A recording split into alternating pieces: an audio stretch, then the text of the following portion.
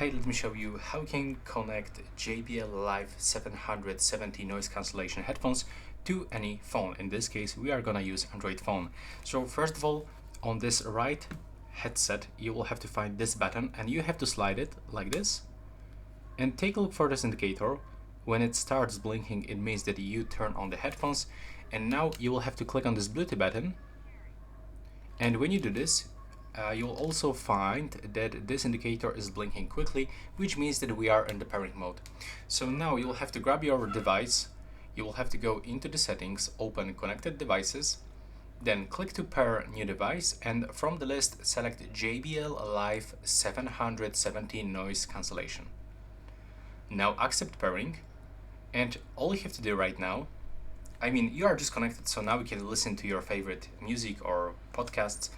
But if you want to extend functionality of these headphones, I can recommend you to get the JBL headphones application.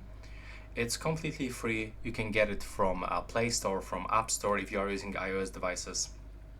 Then when you download this application, you will be able to find your headphones.